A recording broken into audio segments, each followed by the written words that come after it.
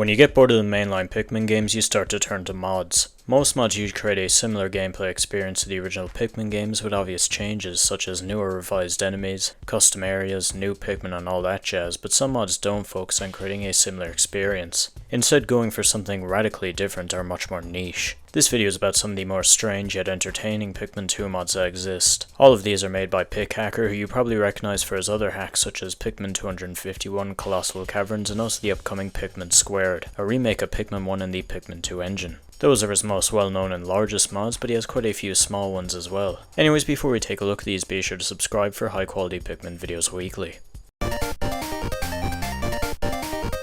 Let's start with the mod that inspired me to make this video in the first place, and that is Pikmin Wars. This is less of a traditional Pikmin experience and more of a look what we can do with Pikmin 2 experience. You are mostly playing this mod for the novelty of seeing all the things that are possible in Pikmin 2's engine. It starts off with an opening cutscene which is a reference to the Phantom Menace. It's great that it's a reference to the Phantom Menace because that's the only Star Wars movie I've watched.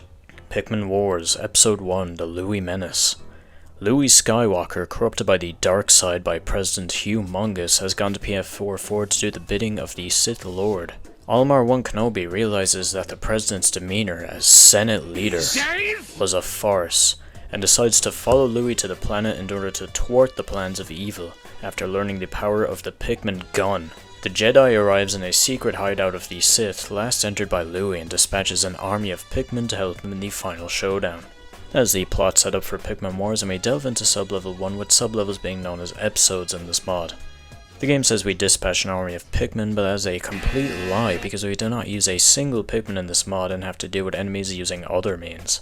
Anyways, episode 1 starts with a boss fight against the man at legs who has a Gatling groink mounted on top of him. There is also a stack of dwarf bulborbs, but I don't know why they are here. To defeat the man at legs, we need to pick up infinitely regenerating bomb rocks that spawn from the breadbug's nest and gradually blow him up. The timer on the rock is paused while you are holding it, which is sometimes helpful but can also be a nuisance as the man at legs moves really fast and you can quickly skedaddle from your bombs. Throwing the bomb rocks at him doesn't deal any damage, you have to place the bomb directly under him.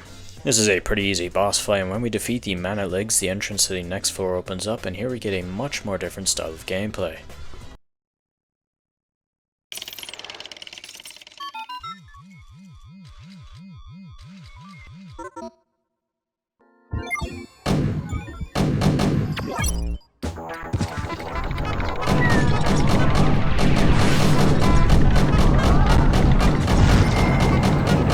So after you beat the man at legs, the game gives you the Pikmin gun and it turns into a first-person shooter. Despite it being a Pikmin gun, it shoots out actual bullets and not Pikmin. This floor is pretty easy. You have to face off against Bulborbs, Jelly Floats, Groinks, and a few beady longlegs, and your main goal is to survive. You aim with the C stick and shoot with the R button. The gun one-shots every single enemy and has a really fast firing rate. After the 60-second time limit is up, the game stops spawning in enemies and you can progress to the next floor, but I decided to have some more fun with the Pikmin gun before getting rid of it for good. You cannot rocket jump unfortunately, and the gun can also hurt you if you shoot yourself, which isn't very realistic. The game also spawns in a man at legs after you are finished and I don't know why. You can't kill him, he never wakes up, and all you can do is stare at his internal organs. If I had to guess, I'd say he's there to represent us leaving the gun behind after going pixel on all of the enemies. After really killing all of Louie's minions, you can only guess the absolutely monstrosities we are about to perform on Louie himself.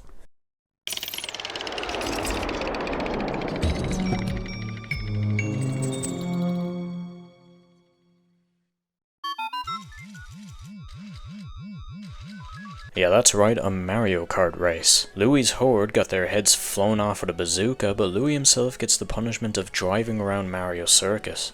We don't use go-karts to drive, we use Waterwraiths. The game even plays the appropriate music.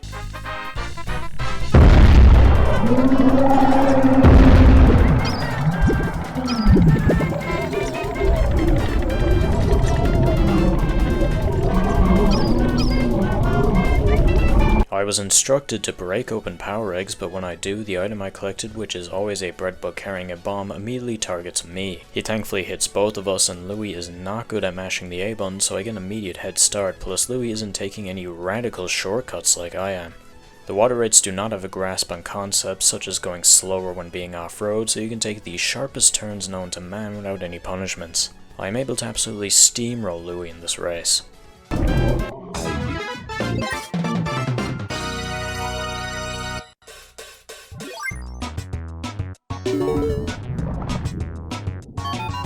I decide to explore the map a small bit before going to the next floor. Louie's ultimate punishment for being evil is standing there and taking in the absolute shame of being bad at riding Waterwraiths. It does feel cool walking around a Mario Kart track in Pikmin 2, and there are a few out of bounds stuff you can do like falling into a pond, but I think it's time to move on. The next episode is the final one, and it's also the hardest. It's a recreation of the Chuckster level from Super Mario Sunshine. I've not played the Sunshine level, but I've heard it's miserable and horrible, and this level was also pretty miserable. The first 3 episodes took me about 12 minutes, this single one took 18. You have to do platforming with the Chucksters, and you need to be thrown in a really straight line and able to reach the platforms.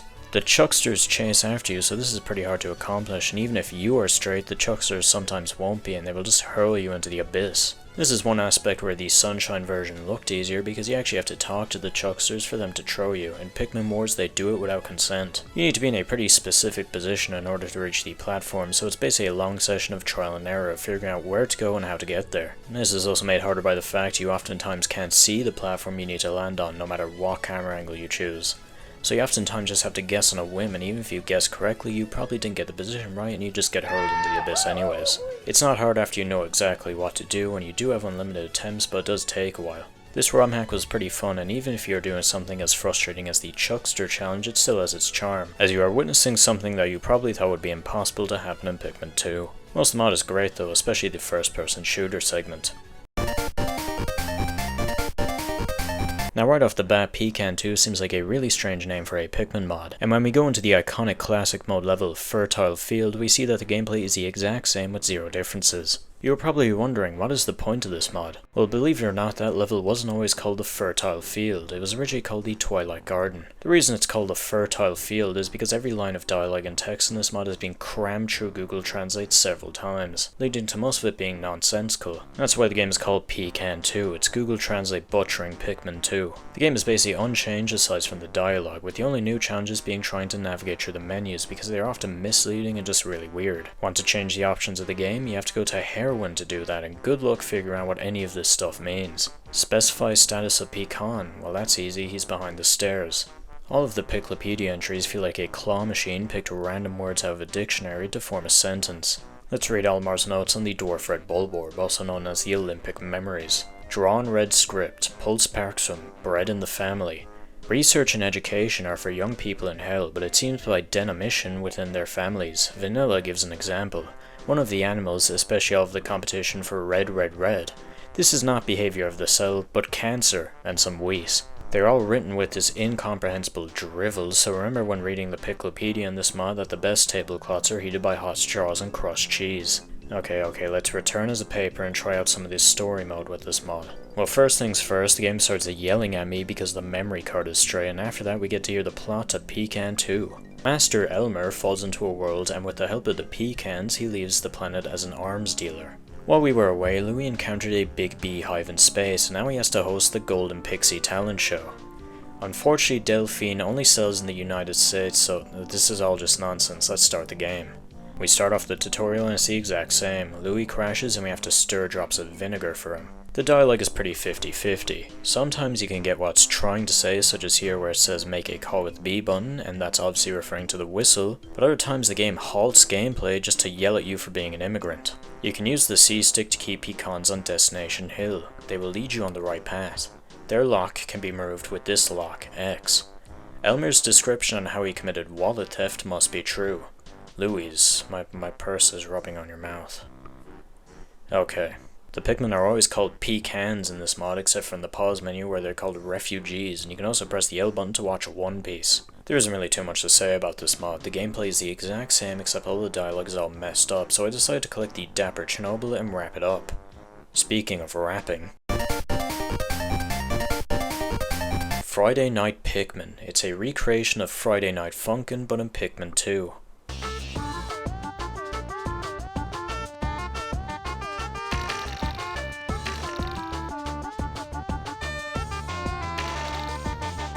There are 15 songs and they all use Pikmin 2's instruments. The gameplay is the same as Friday Night Funkin'.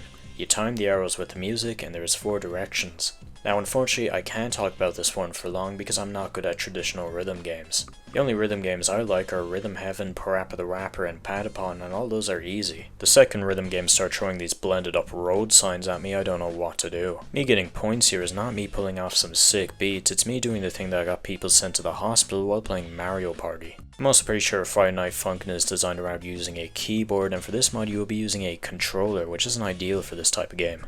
Not a single person has been through the fire and flames in Guitar Hero with a Gamecube controller. I've never played Friday Night Pikmin, so I can't appreciate all the stages and references, but I can definitely appreciate that it is cool to see a radically different game from Pikmin 2 be programmed in Pikmin 2's engine. There's also a stage called Luigi, where you get to play against Luigi. Oh no! If you like Friday Night Pikmin and Pikmin, you would probably get a kick out of this mod. I mean, it's definitely not the mod for me. I couldn't get past 20 seconds in any of the songs. The Endless Abyss is a Pikmin mod where you explore a never-ending cave. Well, it is advertised as never-ending, but it actually stops at sub-level 4,294,967,295. Clickbait, I want my money back. Every sub-level is completely randomized. Some are normal, some are rest floors, and some are boss floors. There is no pattern, with the only somewhat consistent thing being the enemies. They gradually get more difficult as the cave continues. At the start of the cave, you will deal with things like dwarf bulbers and sheer grubs. As you progress, larger and more threatening enemies spawn in. You get different types of Pikmin with candy pop buds, and you can increase your numbers with queen candy pop buds or Bulbmin. Because everything is randomly generated, you can get some really weird layouts, like when I spawned into a rest floor, collected all of the rewards, only for the next floor to be another rest floor.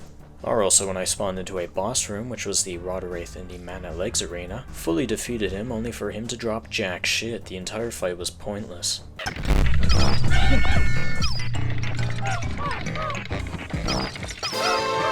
Yeah, you get some strange boss layouts in this mod.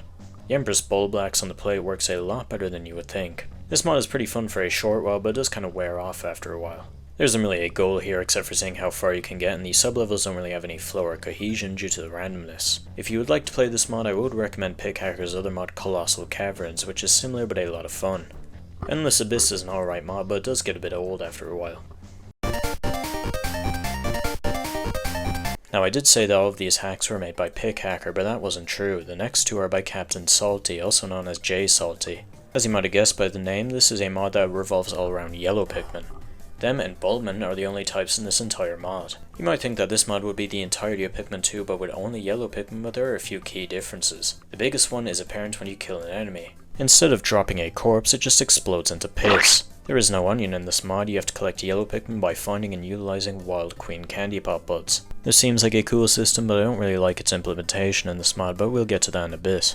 The mod is basically just normal Pikmin 2. The caves are the same, but the overall do have a few new enemies scattered here and there. We have to wait for the Yellow Pikmin to break down this wall, and to kill time we'll do what every other reasonable person does while bored: animal abuse.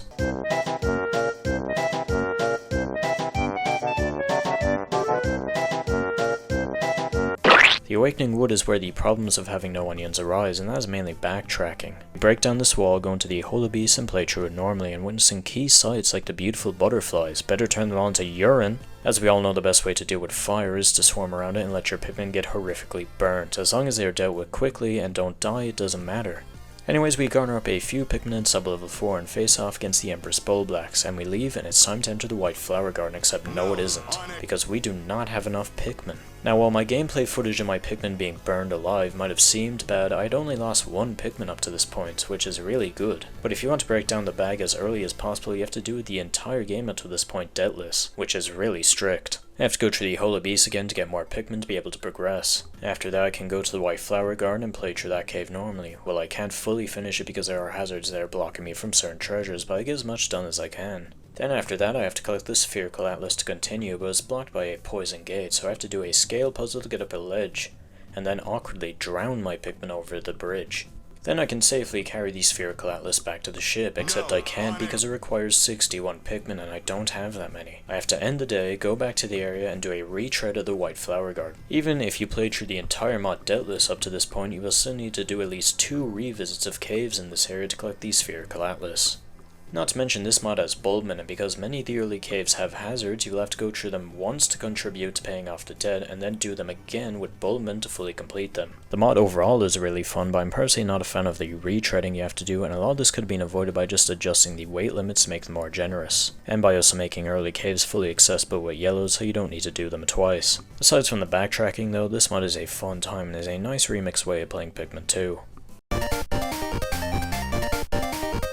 This is another mod by Captain Salty. It's not available to the public and is incomplete, but it was way too cool to not talk about. It's a recreation of Five Nights at Freddy's, but in the Pikmin 2 engine, and instead of animatronics, it's Pikmin 2 enemies such as the terrifying giant Breadbug, Waterwraith, and the Skibidi Toilet. Don't ask why Octave Freight has cameras installed directly in front of the toilets. The president is a dirty fucker. The prototype is all the traditional FNAF mechanics such as closable doors, cameras, and a power meter. I would like to talk about this mod for longer, but it's not playable yet, so there isn't really that much to say. Jump scares weren't programmed into the mod yet, but Captain Salty decided to render one in Blender for the video for us.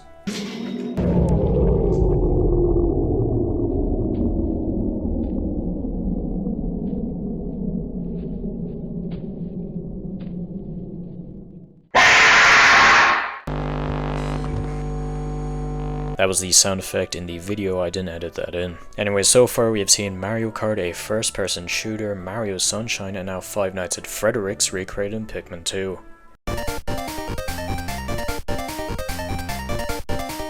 We are back to the ROM hacks made by Pikhacker, and we have two pretty small ones, one more so than the other. The first one is Quickman, and this is basically just vanilla Pikmin but really fast. No cutscenes at all and minimal filler between sub-levels, with everything also moving faster as well. It's basically just Pikmin 2 but as quick as possible. You play this when you have to be done playing Pikmin by 5:40. Then we have PikMini, which is Pikmin but everything is really small. This mod is basically unplayable. It takes 5 minutes to move an inch, and good luck trying to find anything. Let's engage with this red Bulbear.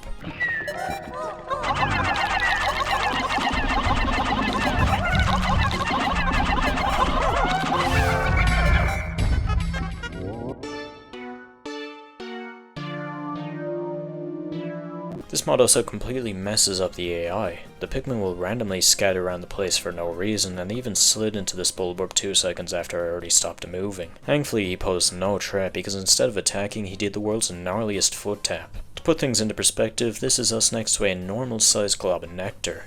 You are so small that you can't even get up the slightest of inclines. I got stuck on the train tracks because Olimar couldn't get up this slight bump here to get off them. This is what the largest enemy in the game looks like in this mod, and it's pretty adorable. He looks like he belongs in a snow globe. Playable Enemies is a mod that makes every single enemy playable. You can be Captain Olimar 1 minute and a withering blowhog the next. Simply whistle the enemy and press the L button and go nuts. Go to the bathroom. Dad, I'm playing as a hermit crawmad! Get up and go to the bathroom! This mod is normal Pikmin 2, but for people that don't want to play the game normally, instead want to spend the entire runtime dicking around. Okay, well to get better adjusted to the mod, let's play a level normally with minimal enemy takeovers.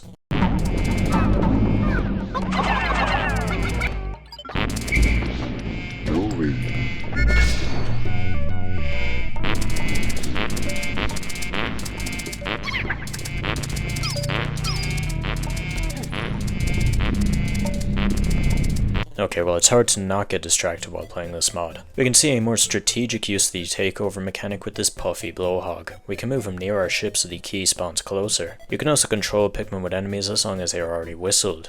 They will follow you and you can still swarm them with the C-stick, as seen by me leading my Pikmin to the geyser with a flint beetle. You can also throw a few Pikmin and then control the enemy so you can completely neutralize them.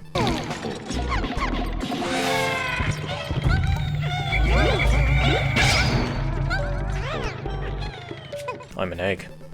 I didn't even know you could become an egg, but now I am controlling my entire army of Pikmin with an egg. For some reason when you're controlling the beady and raging longlegs, they can just completely ignore not only the normal walls, but also the invisible walls out of bounds and can just go wherever they please. There isn't even a floor here, how is he still moving? You can get them so far out that the level becomes unbeatable. Also, if you thought knapsack tricks are cool, wait until you see wally hop tricks, where you sequence break the game with precise wally hop platforming. Some enemies are better than others. The Toady Bloister feels like you are controlling a Roomba and he can't go up the smallest of ledges, but at least you can spam that one sound effect as him.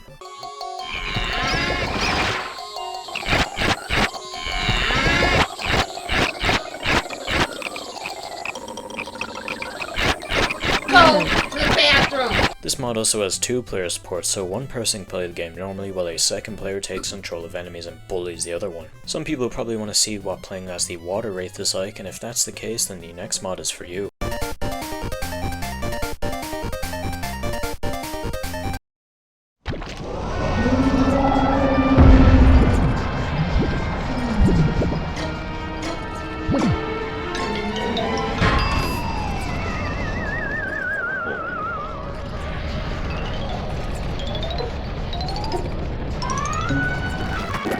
This is the adventures of Gilbert and Hank. It's vanilla Pikmin 2, except instead of Olimar and Louie, you play as Gilbert the giant breadbug and Hank the Waterwraith. You use Hank to kill any enemies you need to kill, and you use Gilbert to carry treasures and corpses back to the ship.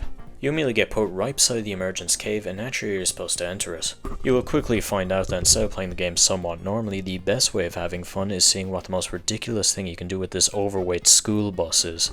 The caves are not designed around you playing as Gilbert the giant breadbug, so it is pretty easy to clip out of bounds in every single sublevel of the game. In the first floor of the emergence cave, I turned the citrus lump into a trampoline.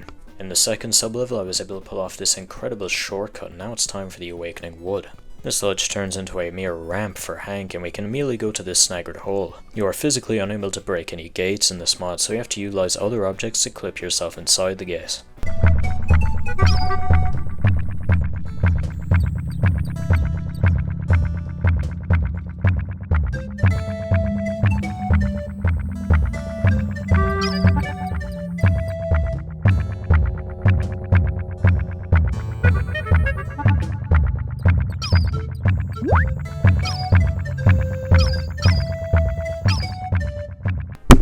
I got bored of playing the game normally again, so I decided to use this sublevel for some tubular marble grinding.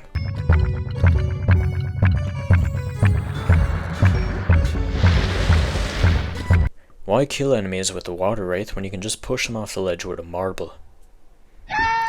I'm pretty sure you get the gist of this mod by now. You either kill enemies and collect treasures, or just goof off. You unfortunately cannot 100% the game like this, as buried treasures are fully inaccessible, so Gilbert and Hank cannot do a full job here, but at least they tried their best. Anyways, that concludes these strange mods of Pikmin 2. If you ever wanted to play as a giant breadbug or play Fortnite but in Pikmin, then consider checking these mods out. All of them are fun except for PikMini, that one isn't. Let me know in the comments section what your favourite mod this video was. My favourite was probably the playable enemies one because I could playable the enemies. Anyways, if you enjoyed this video, be sure to subscribe, or Hank the Waterwraith will pull up to your house in 1 minute.